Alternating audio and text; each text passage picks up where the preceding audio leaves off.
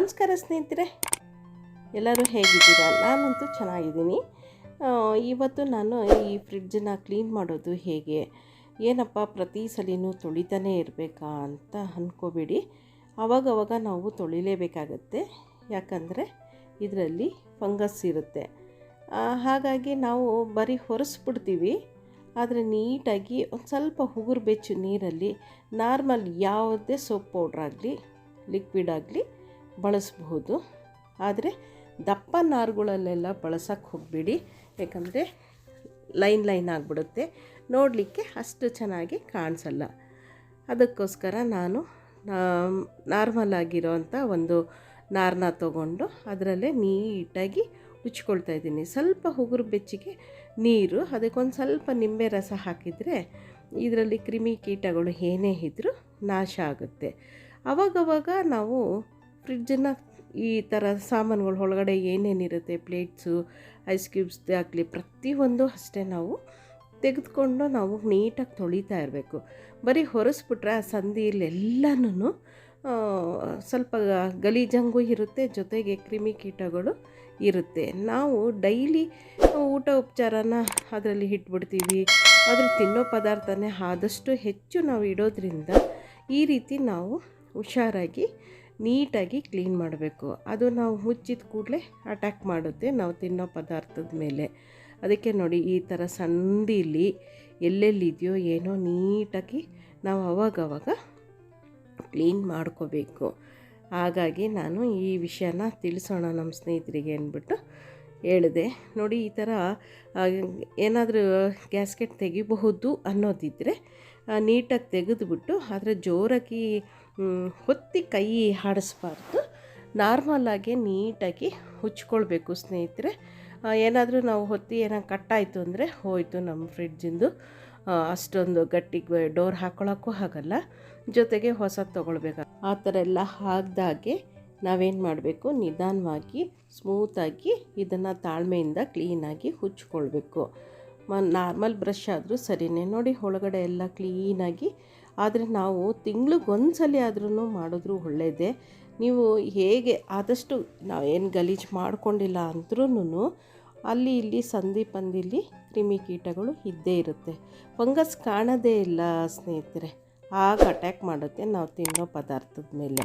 ನೋಡಿ, ನಾನೆಲ್ಲ ಪ್ರತಿಯೊಂದು ಅಷ್ಟೇ ನೀಟಾಗಿ ಎಲ್ಲ ತೆಗೆದುಬಿಟ್ಟು ಒರೆಸಿ ಉಗುರು ಬೆಚ್ಚ ನೀರಲ್ಲಿ ತೊಳೆದುಬಿಟ್ಟು ನೀಟಾಗಿ ನೋಡಿ, ಎಲ್ಲೆಲ್ಲಿ ಸಂದಿ ಇರುತ್ತೋ ಅಲ್ಲೆಲ್ಲ ಆ ಸಣ್ಣ ಬ್ರಷು, ಸ್ಮೂತ್ ಬ್ರಷು ತೊಗೊಂಡು ನೀಟಾಗಿ ಉಜ್ಜಬೇಕು. ತೊಳೆದ್ಬಿಟ್ಟು ನೋಡಿ, ಈ ರೀತಿ ಒಂದು ಸ್ವಲ್ಪ ಹೊತ್ತು ಬಿಸಿಲಲ್ಲಿಟ್ಟರೆ ನಮ್ಮ ನಿಜವಾಗ್ಲೂ ಫ್ರಿಡ್ಜಲ್ಲಿ ನಾವು ಇಡೋವಂಥ ಆಹಾರ ಸ್ವಚ್ಛವಾಗಿರುತ್ತೆ, ಶುಚಿಯಾಗಿರುತ್ತೆ, ರುಚಿಯಾಗೂ ಇರುತ್ತೆ, ನಮ್ಮ ಆರೋಗ್ಯನೂ ಚೆನ್ನಾಗಿರುತ್ತೆ.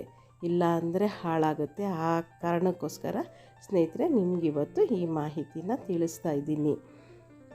ನೋಡಿ, ಎಷ್ಟು ಖುಷಿ ಅನಿಸುತ್ತೆ ಗೊತ್ತಾ? ತುಂಬ ನೋಡಿ, ಎಲ್ಲೂ ಸಂದಿಲಿ ಎಲ್ಲೂ ನಾನು ಗಲೀಜನ್ನು ಹಿಡಿದಾಗೆ ನೀಟಾಗಿ ಎಲ್ಲ ತೆಗೆದುಬಿಟ್ಟು ನೋಡಿ ಚೆನ್ನಾಗಿ ಕ್ಲೀನ್ ಆಯ್ತಲ್ಲ. ಎಲ್ಲರೂ ಅಷ್ಟೇ ಪ್ರತಿ ಸಲಿನೂ ಈ ರೀತಿ ನೀಟಾಗಿ ನಾವು ಅವಾಗವಾಗ ಕ್ಲೀನ್ ಮಾಡಿಕೊಂಡ್ರೆ ತುಂಬ ಒಳ್ಳೆಯದು ಸ್ನೇಹಿತರೆ.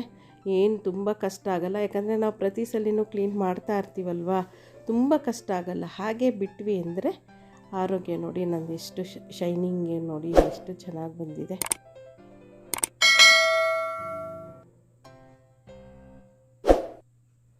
ನಮ್ಮದು ಹೊಸದೇ ತೊಗೊಂಡ್ವಿ ಅನಿಸ್ಬಿಡುತ್ತೆ ಸ್ನೇಹಿತರೆ, ಹಾಗಿರುತ್ತೆ. ಖುಷಿ ಅನಿಸುತ್ತೆ. ಎಷ್ಟು ಖುಷಿ ಆಗುತ್ತೆ ಅಂದರೆ, ಅಯ್ಯೋ ನಮ್ಮದು ಹೊಸದೇ ತೊಗೊಂಡ್ಬಿಟ್ಟಿದ್ದೀವೇನೋ ಫ್ರಿಡ್ಜ್ ಅನಿಸ್ಬಿಡುತ್ತೆ. ನೀಟಾಗಿ ತುಂಬ ಒಂದು ಟೈಮ್ನ ತೊಗೊಂಡು ಎಲ್ಲೆಲ್ಲಿದೆಯೋ ಆ ಗಲೀಜೆಲ್ಲ ಸಂಪೂರ್ಣವಾಗಿ ತೆಗೆದಾಕ್ಬಿಡ್ಬೇಕು. ಆಮೇಲೆ ನಾವೇನು ಮಾಡಬೇಕು, ಈ ಥರದ್ದೊಂದು ಕವರ್ ಸಿಗುತ್ತೆ, ಗ್ಲಾಸ್ಗಳೆಲ್ಲ ಗಾರ್ಗಾರೆ ಆಗಿಬಿಡುತ್ತೆ. ನಾವೇನಾದರೂ ಪದಾರ್ಥ ಇಟ್ಟಿರ್ತೀವಲ್ವ, ಇವಾಗ ಒಂದು ತೆಂಗಿನಕಾಯಿ ಉಳಿದಿದ್ದು ಚಿಪ್ಪೆ ಇಟ್ಬಿಡ್ತೀವಿ ಅಂದ್ಕೊಳ್ಳಿ, ಅವಾಗೆಲ್ಲ ಈ ಗ್ಲಾಸು ಮಾರ್ಕುಗಳಾಗ್ಬಿಡುತ್ತೆ. ಅದಕ್ಕೆ ಮತ್ತೆ ಏನು ಜರುಗೋದಿಲ್ಲ. ನೀಟಾಗಿ ಈ ಥರದೊಂದು ಶೀಟ್ಸ್ನ ನೀವು ಫ್ರಿಡ್ಜಲ್ಲಿ ಇಟ್ಟರೆ ತುಂಬಾ ಒಳ್ಳೆಯದು. ಗ್ಲಾಸು ಸೇಫ್ಟಿಯಾಗಿರುತ್ತೆ. ಬಿಸಿದೆಲ್ಲ ಇಡಲ್ಲ, ಆದರೆ ಇಟ್ರೂ ಸೇಫ್ ಅನಿಸುತ್ತೆ ನನಗೆ ಗೊತ್ತಿರೋ. ಮತ್ತು ಬೇಗನೂ ಫ್ರಿಡ್ಜು ಹಾಳಾಗಲ್ಲ. ನಾವು ಹಾಳಾಯ್ತಲ್ಲ ಇನ್ನೊಂದು ತೊಗೋಬೇಕು ಮತ್ತೊಂದು ತೊಗೋಬೇಕು ಅನ್ನೋ ಗೋಜೆ ಬರಲ್ಲ. ಯಾಕಂದರೆ ನಾವು ನೀಟ್ ಮಾಡ್ತಾ ಇರ್ತೀವಿ, ಪ್ರತಿಯೊಂದೂ ಅಬ್ಸರ್ವ್ ಮಾಡಿ ಕ್ಲೀನ್ ಮಾಡಿರ್ತೀವಲ್ಲ ಸ್ನೇಹಿತರೆ. ಹಾಗಾಗಿ ತುಂಬ ಚೆನ್ನಾಗಿ ಫ್ರಿಡ್ಜು ಬಾಳಿಕೆ ಬರುತ್ತೆ. ನಮ್ಮ ದುಡ್ಡಿನ ಉಳಿತಾಯನೂ ಹೆಚ್ಚಾಗುತ್ತೆ. ಸುಮ್ಮನೆ ಒಂದೊಂದು ಸಲ ತೊಗೊಳ್ತಾ ಇರೋದು, ಹಾಳು ಮಾಡ್ತಾ ಇರೋದು, ಮತ್ತು ಕೊಡ್ತಿರೋದು, ಮತ್ತು ತೊಗೊಳ್ತಿರೋದು, ಇದೆಲ್ಲದಕ್ಕೂ ಕಡಿವಾಣ ಹಾಕ್ಬೋದು. ನೀಟಾಗಿ ನಾವು ನಮ್ಮ ಫ್ರಿಡ್ಜನ್ನು ಕಷ್ಟಪಟ್ಟು ತೊಗೊಂಡಿರ್ತೀವಿ, ಅದನ್ನು ನೀಟಾಗಿ ಇಟ್ಕೊಂಡ್ರೆ ಚೆನ್ನಾಗಿರುತ್ತೆ ಸ್ನೇಹಿತರೆ. ನಾನು ಪ್ರತಿ ಸಲಿನೂ ಹೀಗೆ ಮಾಡ್ತಾ ಇರ್ತೀನಿ. ಅದಕ್ಕೆ ನನ್ನ ಫ್ರಿಡ್ಜು ತುಂಬ ವರ್ಷದಿಂದ ಹೀಗೆ ಬಾಳಿಕೆ ಬಂದಿದೆ, ಎಲ್ಲೂ ಏನೂ ತೊಂದರೆ ಆಗಿ. ಹೇಗನ್ಸುತ್ತೆ ನನ್ನ ಫ್ರಿಡ್ಜ್ ಕ್ಲೀನಿಂಗು? ನಿಮ್ಗೆ ಇಷ್ಟ ಆದರೆ ಒಂದು ಲೈಕ್ ಮಾಡಿ, ಶೇರ್ ಮಾಡಿ, ಕಮೆಂಟ್ಸ್ ಮೂಲಕ ನಿಮ್ಮ ಅನಿಸಿಕೆ ಅಭಿಪ್ರಾಯನ ತಿಳಿಸಿ ಸ್ನೇಹಿತರೆ. ಫೇಸ್ಬುಕ್ ಪೇಜಲ್ಲಿ ನಾನು ಲಿಂಕನ್ನು ಹಾಕಿದ್ದೀನಿ, ದಯವಿಟ್ಟು ಫಾಲೋ ಮಾಡಿ. ನಮಸ್ಕಾರ. ಹೋಗಿ ಬರಲಾ? ಇನ್ನೂ ಅನೇಕ ಒಳ್ಳೊಳ್ಳೆ ಮಾಹಿತಿಯೊಂದಿಗೆ ನಿಮ್ಮನ್ನು ಭೇಟಿ ಮಾಡ್ತೀನಿ. ನಮಸ್ಕಾರ.